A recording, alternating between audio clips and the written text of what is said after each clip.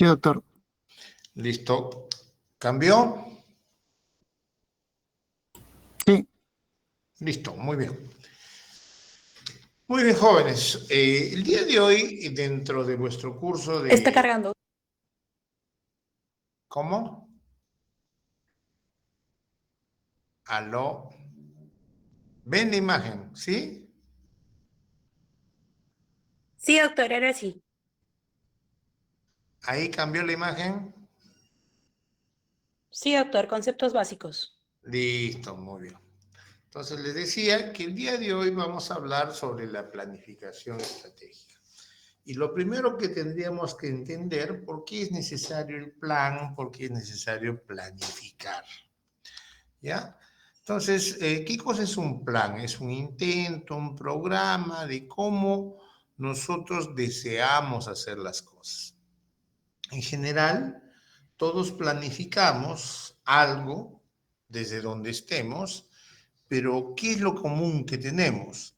Que tenemos que tener un objetivo determinado. ¿Sí? Vale decir, una visión, una meta, algo que queremos alcanzar, eso es lo que planificamos. Y planificar no es sino ese acto de hacer, de proyectar una acción. Entonces, hasta acá, este es un proceso netamente mental, que requiere solamente, ¿qué cosa? Alguien que lo piense y alguien que se trace una visión a mediano, corto o largo plazo. Eso es planificar. El concepto implica obviamente anticiparse a la acción, o sea, primero planifico, después hago, y en eso hay algunas diferencias entre el hombre y el animal. Aunque les parezca mentira, los primeros hombres no necesitaban planificar. ¿Por qué? Porque básicamente vivían en base a la recolección, cazaban lo primero que se les aparecía en el camino. Ya cuando surge la agricultura y las ciudades, ahí sí ya empiezan los procesos de planificación. Y como les decía, la planificación pues es un acto cotidiano. Todos planificamos de una u otra forma, ¿no? Entonces, ¿en qué momento la planificación surge como la concebimos ahora? Cuando empiezan a desarrollarse algunas cosas. En primer lugar, los mecanismos de producción, la revolución industrial. Cuando se pasa de los talleres artesanales a los grandes talleres, a las grandes fábricas. Y el otro gran auge tuvo la planificación a raíz de lo sucedido en los conflictos bélicos, básicamente la Segunda Guerra Mundial. Entonces, la planificación es un proceso que se anticipa a la toma de decisiones y a la acción. ¿Qué ventajas tiene la planificación? Tiene múltiples ventajas desde el punto de vista operativo, desde el punto de vista logístico, ¿no? Porque en primer lugar nos va a ayudar a coordinar esfuerzos, pero por sobre todo va a hacer que todos apuntemos a una misma dirección. Vale decir, todos tengamos una misma visión, o sea, a dónde ir. A ver, les voy a plantear un ejercicio. Cierren todos los ojos. ¿Listo? Ya. Imagínense cómo quisiera que sea su vida de acá a 15 años. Tanto me refiero a su vida profesional como su vida personal. ¿Listo? En una imagen, plásmenla en una imagen, todo eso que desean para ustedes. Listo, jóvenes. Esa imagen a futuro, esa va a ser su visión con B.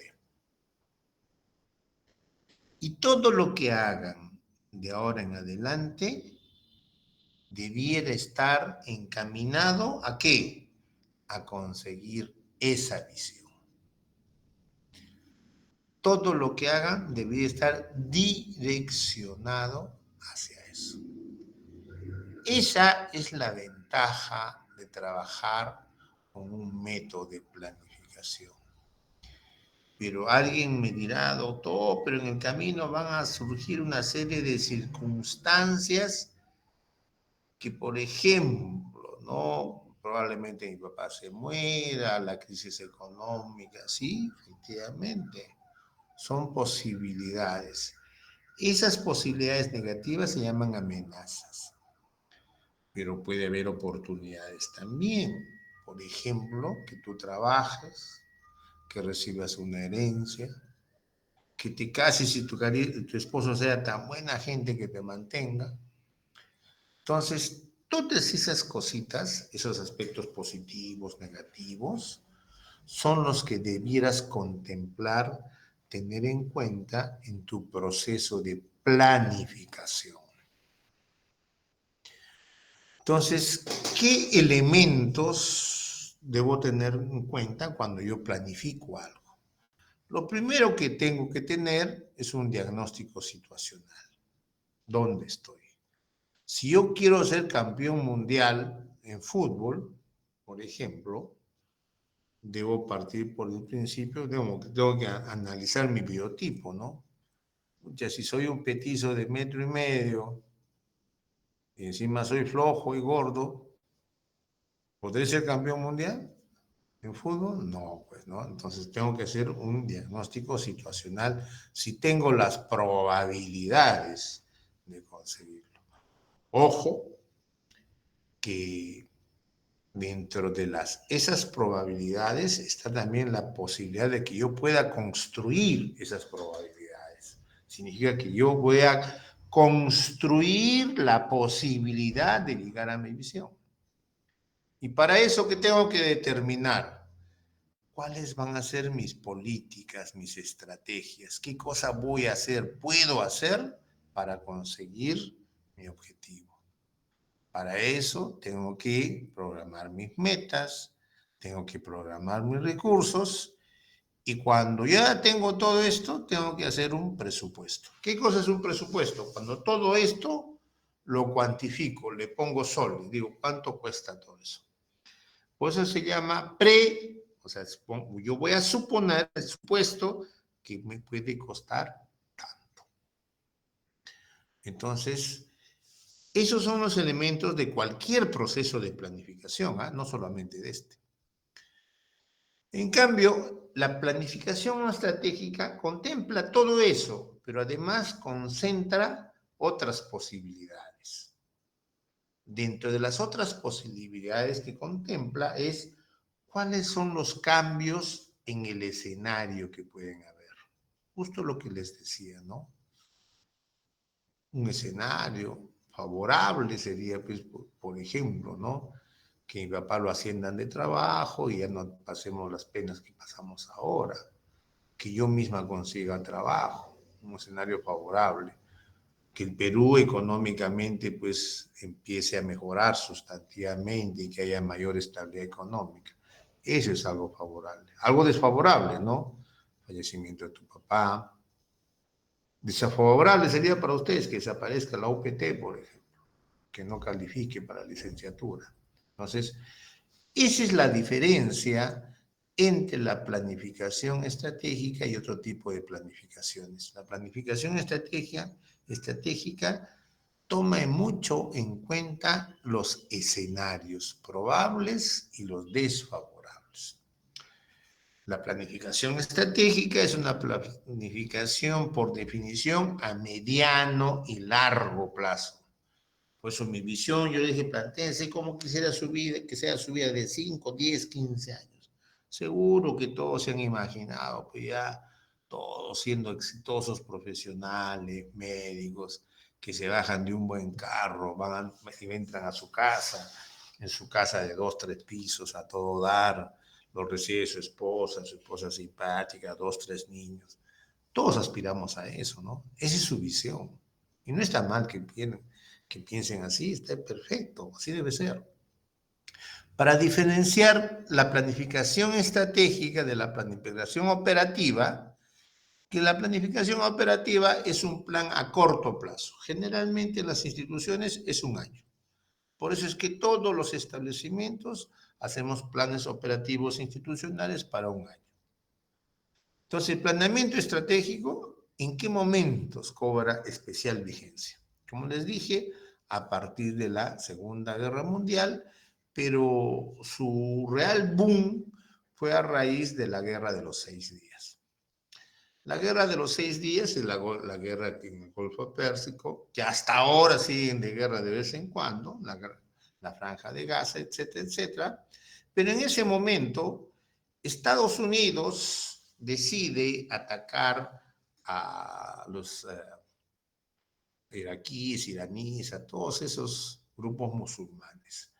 Pero cuando hace el análisis, Estados Unidos pues queda, creo que como a 13.000 kilómetros del escenario de guerra.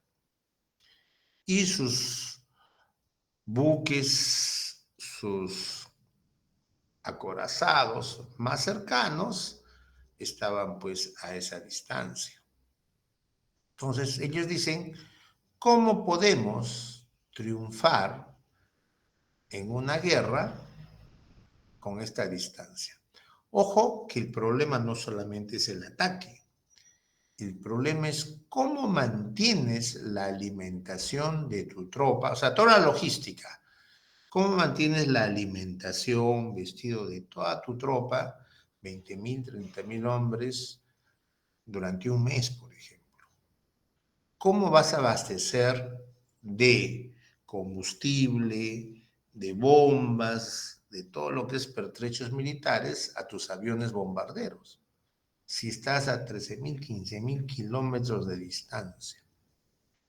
Entonces, cuando hacen el análisis estratégico, ojo, estratégico, se dan cuenta que lo único que les cabía a ellos es la posibilidad de hacer una guerra relámpago que no dure más de 6 días. Literalmente, en 6 días tendrían que hacer polvo a los musulmanes. Y para eso trabajaron. Y adivinen qué, lo hicieron. Se denominó la Guerra de los 6 días. Pero para lo que nos interesa nuestros, es ahí donde se consolidó la planificación estratégica.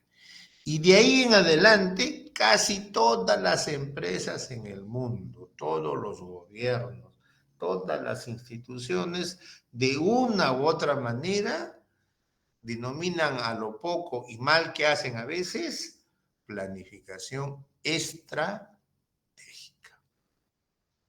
Entonces, la planificación estratégica consiste en ese tipo de planificación, donde tú tienes que tener en cuenta no solamente lo que vas a hacer tú, sino en qué tipo de escenario te vas a mover. ¿Quiénes deben aplicar planificación estratégica y la aplican a las mil maravillas y solamente intuitivamente? Las amas de casa cuando van al mercado el fin de semana.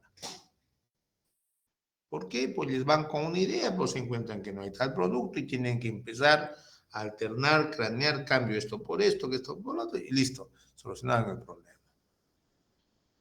Los estrategas de fútbol.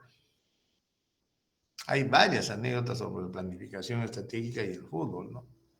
Hay varias.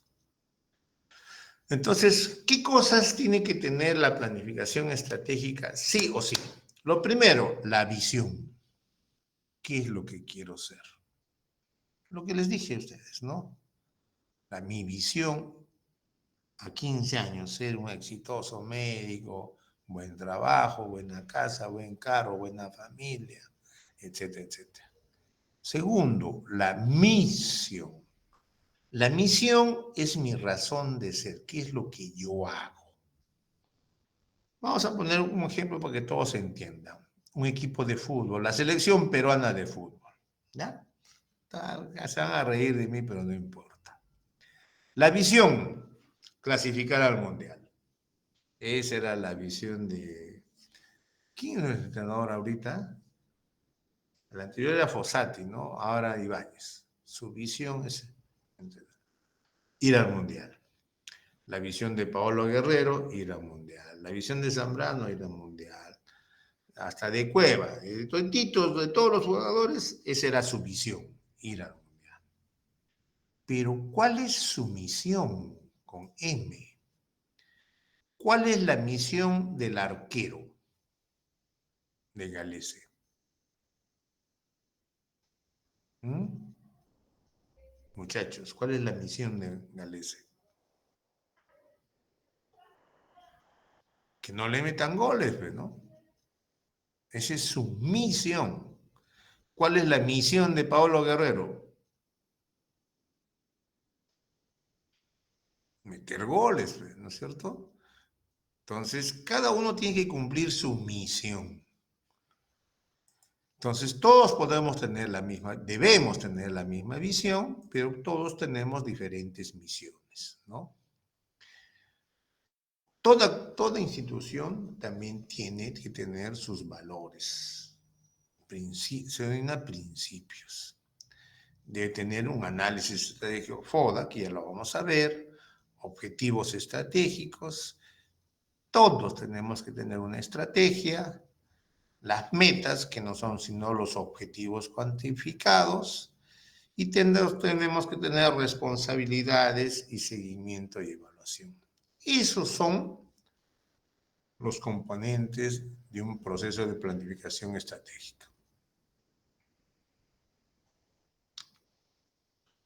Entonces, en resumen, lo primero que debo plantearme yo, pero para plantearme una visión, lo primero para mis adentros tengo que hacer mi diagnóstico. ¿Yo cómo voy a pretender ser médico si soy un flojo de primera cuenta? No me gusta estudiar. Eso hace mi diagnóstico. ¿Con ese diagnóstico podré ser médico? No. ¿Pero puedo cambiar? Sí. ¿Cómo va a cambiar? Ah, ya. Ahí me formulo mi estrategia. Pero sí o sí, tú no vas a poder ser médico si no eres estudioso. Así de arranque. Y mi diagnóstico también tiene que tener en cuenta no solamente lo que me pasa a mí, sino lo que me pasa en el entorno. Entonces, para eso tengo que analizar lo que pasa en el entorno. Y en el entorno, o sea, en el medio en el cual yo me desenvuelvo, en mi comunidad, en mi país, va a haber cosas que se comportan como oportunidades. Por ejemplo, para ustedes es una oportunidad que en Tacna esté la Facultad de Medicina. Pero si yo vivo en Tarata, chispas, ya no es tan oportunidad, más bien es una amenaza. ¿Por qué? Porque no hay facultad de medicina, ¿no? Otra oportunidad, ¿no? El hecho que tengan el respaldo económico. Una amenaza es que nadie tiene la vida comprada y puede desaparecer este respaldo económico. Eso respecto al entorno. Pero allá, ahora vayamos a analizarnos nosotros mismos, los que pasa dentro de nosotros mismos. Yo seguramente tengo algunas virtudes, soy estudioso, soy responsable. Esas cosas positivas se denominan fortalezas. Mi fortaleza para ser médico es que soy responsable, soy estudioso. Pero también tengo mis debilidades. ¿Cuál? Soy impuntual. No puedo con mi gente, pues siempre llego tarde. ¿Qué otras debilidades? Me canso rápido de estudiar. Ay, chispas. Entonces, ¿qué dirá mi proceso de planificación estratégica? ¿Cómo hago para potenciar mis fortalezas? Pero más importante, ¿qué tengo que hacer para superar mis debilidades? ¿Qué estrategia puedo adoptar para superar mis debilidades? ¿Qué sé yo? Irme a vivir más cerca a la universidad, comprarme un reloj despertador. Todos esos van a ser estrategias para que tú superes tus debilidades. Y todo esto sustentado en tus valores y principios y aspiraciones. ¿Sí? Es el aspecto ético de tu persona. ¿Sirve o no sirve para ser médico? Entonces, como verán, en esto consiste un poquito todo este proceso de planificación estratégica. Todo esto son elucubraciones mentales. Son mapas mentales que tú tienes que irte construyendo. Entonces, proceso de... Eso cuando hablamos de tu persona. Ahora vamos a hablar de empresas, ¿no? De organizaciones. La planificación estratégica es un proceso en el cual todos los miembros de la empresa van a prever su futuro. Y esa previsión del futuro la vamos a llamar la visión de la empresa. Algunos lo llaman una visión compartida. ¿Qué queremos para nuestro hospital? ¿Qué queremos para nuestra clínica? Allá, yo quiero que de acá a 10 años tengamos la mejor clínica del riñón del sur del Perú. Listo. Esa es tu visión. Pero esa visión deben compartirlo todos tus trabajadores, empezando por tus colegas nefrólogos, intensivistas, las enfermeras, los técnicos, el personal de servicio, tu personal administrativo. Todos tienen que estar comprometidos con la visión empresarial. Entonces, ¿qué cosa es la visión? La visión no es sino esa imagen, ¿dónde quiero estar yo de acá a 10 a 30 años? ¿Cómo quisiera que sea el futuro de mi empresa? Y todo lo que haga tiene que hacer para construir ese futuro deseado. Alguien dirá, doctor, que va a ser muy complicado. Sí, pues, para eso tienes 10 años, 20 años. Lo único que te puedo decir es que no vas a avanzar si no haces nada. Tienes que hacer algo. Así te equivoques. Si te equivocas, tienes la oportunidad de volverlo a hacerlo. Pero si no hago nada, durante 10 años, ¿dónde voy a estar? Lo mismo, ¿no es cierto? Entonces, la visión te va a dar eso, te va a dar direccionalidad, te va a dar motivación. En otras palabras, la visión es una idea motriz. Ojo, bien lo digo, es una idea motriz. ¿Dónde yo voy a estar? Que tiene que cumplir con la respuesta a lo que quiere ser la organización en el futuro. Todos aspiramos a tener la mejor clínica, el mejor consultorio, etcétera, etcétera. Todo eso es la visión, eso va a ser la motriz. ¿Cómo se construye la visión, no? Se construye, hay diferentes metodologías, pero la mejor metodología es la participativa. Vale decir, en la que participen todos, que todos te ayuden a construir la visión. Los reúnes en una reunión, lanzan su tormenta de ideas y listo, de ahí sale la visión. Acá hay unos ejemplos de visión. En el año, fíjense, les he puesto el año para que se den cuenta que consiguieron su visión. Que en el año 1980, Microsoft, estamos hablando de Microsoft, esa misma, la de todos los productos de cómputo, dice, nuestra visión impulsa todo lo que hacemos. O sea, dice, la visión para ellos lo es todo. Una computadora en cada escritorio y en cada hogar que utilice el mejor software como instrumento que confiere poder. Lo plantearon el año 1980. ¿Lo lograron, sí o no? Realmente no sé si sea cierto, ya que en cada hogar hay una computadora y en cada escritorio hay una computadora que utilice su software, pero deben estar muy cerca de ello. Deben estar muy cerca de ello. Una buena visión. Ya sé que ha cumplido 50 años. Fíjense la potencia de esa visión. ¿Qué decía hace 80 años McDonald's? Ustedes ya saben quién lo creó McDonald's, ¿no? Un viejito teóricamente fracasado, retirado del ejército de los Estados Unidos. Sin embargo, se dedicó a hacer hamburguesas. Y en el año 1950, cuando ya tenía una pequeña cadena de hamburguesas por Norteamérica, se plantea, la visión de McDonald's es dominar la industria global de servicios de alimentos. Fíjense lo que dice, ¿eh? La industria global del servicio de alimentos. El dominio global significa establecer el estándar del desempeño para la satisfacción del cliente, al mismo tiempo que se incrementa la participación en el mercado y la lucratividad por medio de nuestras estrategias de conveniencia, valor y ejecución. Díganme, ¿en algún momento han hablado acá de hamburguesas? ¿En algún momento han hablado de otro tipo de comida? No. McDonald's realmente se dedicó a qué cosa? A esto, al procesamiento global en industria de alimentos. Esas cadenas productivas, hoy día las llaman franquicias, se la copió después todo el mundo.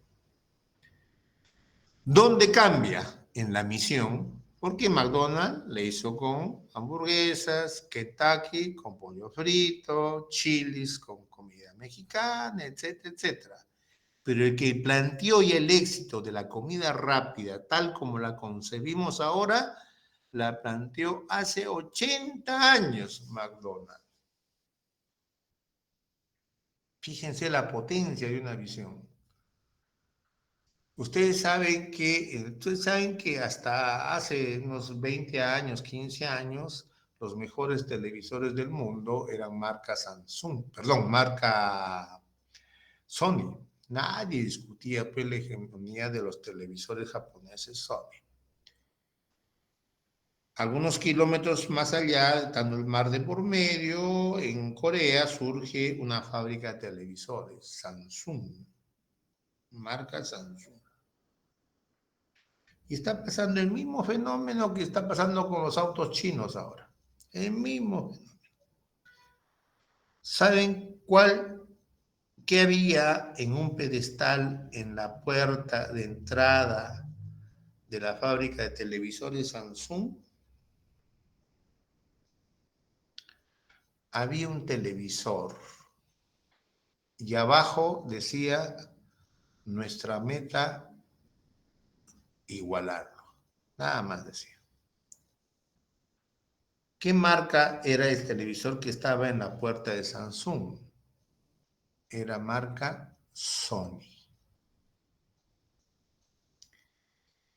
Fíjense la estrategia. Estaba en la puerta de la entrada de la fábrica. ¿Eso qué significa? Que la miraba desde el portero hasta el gerente general. ¿Qué consiguió con eso? Que toda la persona que entraba a la fábrica sabía para qué entraba. Su objetivo era lograr superar a los televisores Sony. En esto, ¿qué televisor es mejor? Samsung, Sony. Obviamente que la respuesta es Samsung. Y es más, les doy la última noticia. Samsung ya ha superado en tecnología, en lo que se refiere a todo lo que es las plataformas digitales, a Android de Apple. Fíjense la importancia de una buena visión, la potencia que le puede dar a cualquier empresa.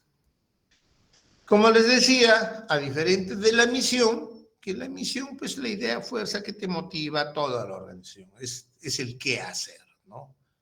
¿Cómo lo hago? La misión es un enunciado que es la razón de ser de la organización. Obedece a esas preguntas y acá hay algunos ejemplos de misión. Ustedes saben que detrás de toda la tecnología existen ladrillitos, ¿no? Todo el mundo sabe, por ejemplo, que los mejores aparatos de cómputo tienen una plaquita chiquita que dice Intel Core i7, ahora creo que está en i9, i11, i13, ya creo que hay. ¿Cuál es el ejemplo de misión de Intel? Dice, Intel proporciona a la industria de la computación, ¿qué cosa? O sea, ellos son proveedores de una parte de la computadora. Chips, tableros y sistemas de software. ¿Alguien discute ahora la importancia de estos chips de Intel? Nadie, ¿no es cierto? La potencia de una buena misión. Otis, ustedes saben que Otis es esta famosa marca de ascensores que conocemos aquí en el Perú. Pero Otis se dedica a todo lo que es transporte de carga, ojo, en cualquier dirección. El ascensor sube y baja. Leamos cuál es la definición de la misión de Otis. Nuestra misión es proporcionar a cualquier cliente un medio para mover personas y cosas en cualquier dirección y en distancias cortas, con la mayor confiabilidad que cualquier empresa similar en el mundo. Ustedes saben que uno de los problemas más complejos en los grandes aeropuertos es justamente el transporte de ¿qué? De las valijas, ¿no? De tu equipaje. Adivinen qué marca son la mayoría de estos sistemas. Marca Otis. Se han especializado en eso. Esa es su misión. Por eso dice en cualquier dirección, pero ojo, distancias cortas. Esas fajas transportadoras, automatizadas.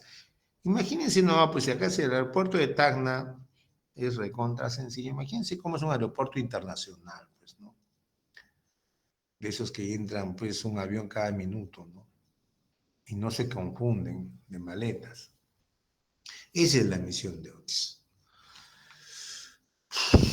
La cultura organizacional pues va a depender de sus valores, ¿no? Es igual que ustedes, ¿no? Su comportamiento, su actitud, va a depender de los valores y principios que ustedes tengan. Y lamentablemente muchos de esos valores y principios dependen de dos cosas. Número uno, de la educación que han recibido y número dos, del ejemplo que reciben en el hogar. Acá el hogar es fundamental como formador de valores y principios. Y nosotros trasladamos esos valores y principios al medio ambiente donde trabajamos. Y pasamos al análisis FODA, que es importantísimo. Toda empresa tiene que hacer su análisis FODA todos los años, actualizar, ¿no? Que va del análisis interno, donde yo identifico en el análisis interno mis fortalezas y debilidades. Fortalezas son mis virtudes, debilidades mis defectos. Y en el análisis externo, oportunidades y amenazas. Ojo, ojo, ojo, ojo, que cuando hagamos el análisis externo, en oportunidades y amenazas, lo que hasta hoy se comporta como una oportunidad, al día siguiente puede comportarse como una amenaza. Un ejemplo. Nosotros tenemos todos nuestros compañeros de trabajo, ¿no? Y me acaban de nombrar director del hospital. Entonces yo confiado, pues, ¿no? Pucha, que no. Todos mis colegas me apoyan. Listo. Asumo la dirección del hospital. Pero no va a faltar 2, 3 colegas que hasta ayer eran mis amigos incondicionales, sencillamente por celos, por rencillas, porque piensan que ellos son mejor que yo, se van a comportar como una amenaza, como mis enemigos. Si no, fíjense lo que ha pasado entre Pedro Castillo y Dina Boluarte. Cuando llegan al poder, llegan yuntas. ¿Qué dice la Dina Boluarte? Si por A o B lo vacan a Pedro Castillo, yo renuncio. Hasta ahora no lo podemos sacar. Entonces, todo ese análisis estratégico hay que hacerlo en su empresa, ¿no? Acá está definido un poquito más detallado las fortalezas, las debilidades. Hay algunos ejemplos de fortalezas y debilidades. En el análisis interno, ahí entra pues ya también mis amenazas y tengo que analizar todo, ¿no? Mi infraestructura, qué recursos tengo, qué material y equipos tengo, qué tipo de recursos humanos, cómo es la productividad, cómo se gestionan los servicios. Eso cuando yo hago el análisis interno de una empresa. ¿no es cierto? Y ustedes creen, por ejemplo, que el Hospital Hipólito Unanue se podrá plantear como visión ser que ni siquiera el mejor hospital de Tacna. La respuesta es no, pues no. ¿Por qué? Porque cuando hago ese análisis, lo que tengo no me alcanza, definitivamente. Esa es la importancia de hacer buenos análisis, ¿no? Lo que conversábamos, oportunidades, amenazas, en el entorno, o sea, vale decir lo que está afuera, es importantísimo el aspecto económico. Número dos, la accesibilidad a los servicios. ¿Qué tan accesibles son? Teniendo en cuenta la accesibilidad geográfica, cultural, económica, accesibilidad legal, etcétera, etcétera. Si se cuenta o no se cuenta con servicios básicos, cómo es el perfil de morbilidad, de qué se muere mi población, etcétera, etcétera. Entonces, con todo ese análisis, también tengo que analizar, bueno, ya la situación está así. La pregunta es, ¿y cuál va a ser la tendencia? ¿En qué va a parar esto? Por ejemplo, vamos a hacer un poquito de brujos. ¿Ustedes creen realmente que la política nacional va a cambiar sustantivamente el año 2026? Y la respuesta es no. Menos mal que nuestra política económica no la fija el gobierno, sino el Banco Central de Reserva. Porque si no fuera por eso, ahorita seríamos un país en quiebra económica. Punto número uno. Pero así como puede pasar eso desde el punto de vista económico, la pregunta es, ¿qué va a pasar en salud? Y esa es una gran interrogante, ¿eh? Estábamos analizando esta semana en el gobierno regional y yo creo que para nadie es sorpresa, ¿no? Que la región Tacna en salud está pasando probablemente por la más grave crisis histórica. Vale decir, tenemos la peor gestión, por lo menos los más de 30 años que yo estoy acá. Que creo que puede cambiar, sí puede cambiar, pero siempre y cuando cambien también los directores. Y dentro de los directores, que cambie también el presidente del gobierno regional. Si no, estamos fritos, jóvenes. Se vienen tiempos difíciles en el sector salud. Otra pandemia más y nos hace polvo, literalmente polvo. Martín Vizcarra, cuando mejor dicho, en su gobierno lo sorprende la pandemia de COVID en el año 2019, el Perú era un país que tenía superávit económico y tenía reservas. Ya no me acuerdo cuántos miles de millones. Cuando termina la pandemia, el Perú es un país con deuda económica. O sea, de tener reservas ya no tenemos nada y encima que no tenemos nada, debemos. Entonces, gracias a Dios, la pandemia nos agarró con plata, en otras palabras. Imagínense qué hubiera pasado si no nos hubiera agarrado con plata. Entonces, una vez que hemos hecho todos esos análisis, tenemos que identificar cuáles son los nudos críticos. Nudo crítico no es sino una razón, una causa que es prioritario solucionarlo, que sin eso no vamos a poder avanzar. Nudos críticos en nuestra realidad nacional, la corrupción de funcionarios. Nudo crítico en la realidad nacional, la inseguridad ciudadana. ¿Sí? Esos son los nudos críticos. Por ejemplo, para priorizar los problemas existe toda una metodología para priorizar qué problemas voy a enfrentar. O sea, qué problemas voy a querer yo solucionar con la planificación estratégica. Para solucionar esos problemas, cada problema hay que analizar su magnitud, tendencia, su riesgo, la capacidad de intervención y sobre todo, ¿le interesa o no le interesa a la población? Hay graves problemas, pero sin embargo a veces a la población le interesa un pepino. Y en base a eso, cuando he terminado todo este análisis, yo planteo mi objetivo. Bueno, ¿qué quiero lograr? ¿Qué quiero lograr en salud? ¿Qué quiero lograr en en seguridad ciudadana? Pero fíjense, todo lo previamente he tenido que analizar, pensar, concluir, ¿no? Entonces, los objetivos estratégicos son la antesala para que yo pueda conseguir mi visión, ¿no es cierto? Los objetivos son a largo plazo, tienen que ser objetivos alcanzables.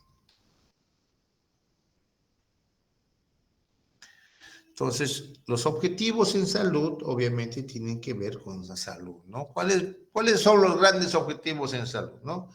Disminuir la mortalidad materna, disminuir la mortalidad infantil, disminuir la anemia en niños, disminuir la obesidad infantil, entre otras cosas.